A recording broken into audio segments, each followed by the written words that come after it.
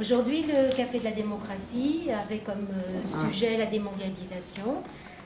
Nous avons donc demandé à M. David Nakache la présentation de ce que c'était que la démondialisation, sachant qu'il est le mandataire de M. Arnaud Montebourg dans les Alpes-Maritimes. Donc je pense que ce serait pas mal que vous rappeliez la définition de la démondialisation. Qu'est-ce que vous entendez par là? D'autant que vous avez remarqué quand même que parmi ceux qui étaient dans le café, il y a eu quand même beaucoup de questions sur ce mot, sur le fait qu'on pouvait mal l'interpréter. Et je trouvais, en général, vous avez très très bien expliqué justement ce que ce mot avait provoqué et qu'est-ce que vous entendiez par là avec Montebourg.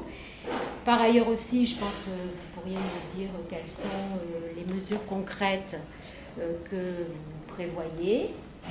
Et évidemment, ce qui nous intéresse au Café des mots, c'est de nous dire en tant que citoyen, qu'est-ce que l'on peut faire, comment agir justement en ce sens pour changer cette mondialisation qui est assez catastrophique.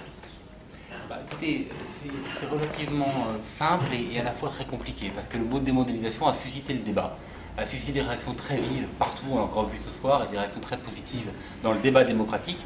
Donc je voudrais vous dire, à titre personnel, comment je perçois les choses. La démondialisation, c'est à la fois un constat, une volonté, et un programme politique pour traduire cette volonté en actes.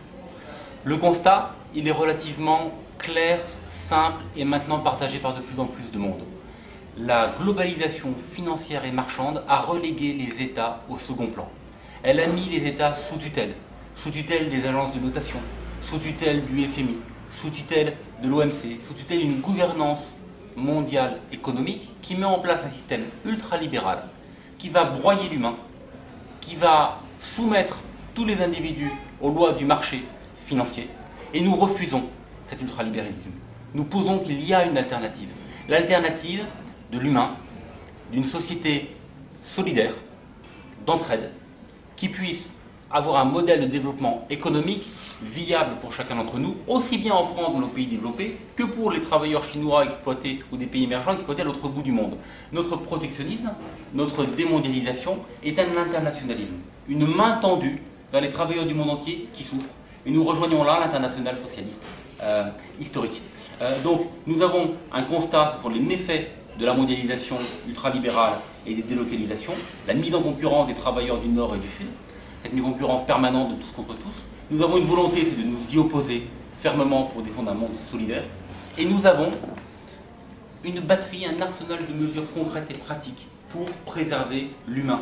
Mise sous tutelle des banques, séparation des métiers bancaires, taxation des produits financiers, protectionnisme européen. Nous défendons une mutation écologique de nos modes de production et de consommation. Nous défendons l'humain partout, avant les marchés, avant les lois du marché, avant le profit, avant le productivisme roi, l'évaluation permanente de chaque être en fonction de sa valeur marchande. Nous voulons une société humaine et libre. La démondialisation, c'est aller à contre-courant, à contresens de ce flot productiviste qu'on veut nous imposer. Alors, la question, après toutes ces mesures concrètes que nous avons détaillées dans le programme politique, c'est « mais moi, simple citoyen, que puis-je faire ?» Absolument. Moi, simple citoyen, je peux en parler autour de moi, convaincre, dialoguer, aider les autres à ouvrir les yeux, à refuser ce qu'on essaie de nous inculquer à longueur de journaux télévisés, d'émissions comme étant la seule voie possible, cet ultralibéralisme, ce capitalisme roi.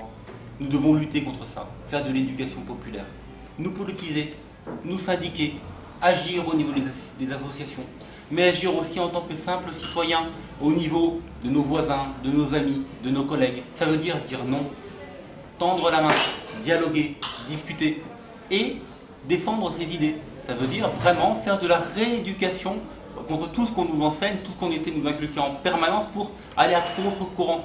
Démondialiser, c'est aussi bien évidemment définanciariser au niveau politique et stratégique, mais c'est aussi démondialiser au niveau de chacun d'entre nous pour lutter contre cette doxa qu'on essaie de nous imposer en permanence. Et c'est donc un travail de citoyen pour remettre le politique, l'émanation de la souveraineté populaire, de la volonté populaire, devant, en priorité. Elle doit avoir la primauté sur l'économique. Il faut redonner le pouvoir à la démocratie, au pouvoir politique, face à l'économique et au capitalisme roi.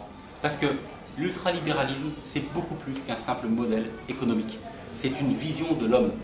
Une anthropologie qui va poser l'homme comme étant fondamentalement asocial. Ce n'est pas, pour le capitalisme, un animal social qui a de l'empathie. C'est quelqu'un qui doit être en concurrence permanente les uns avec les autres. Pour survivre, je dois dominer l'autre. Eh bien, nous disons non. Pour vivre et pour survivre, je dois tendre la main, vivre avec, dans un espace commun. Nous défendons un monde cosmopolite, fait des différences de chacune des communautés, dans un vivre ensemble. Et non une mondialisation qui serait une uniformisation de tous les êtres, tous les individus régis par les lois du marché. Écoutez, vous avez été vraiment clair. Je pense que ça a répondu à de nombreuses questions des présents pour le Café Démocratie. Le débat a été tout à fait intéressant. Et c'est vrai que vous avez répondu point par point justement à certaines critiques qui vous étaient présentées. Et voilà, donc nous vous remercions, M. Nakache, de votre participation au Café Démo. Merci à vous pour votre invitation et ce débat. Alors le prochain Café Démo aura donc lieu comme d'habitude le premier mercredi de février. C'est donc le 1er février. Et le sujet qui a été voté, parmi 3 sujets proposés, c'est la dette est-elle légitime? Voilà,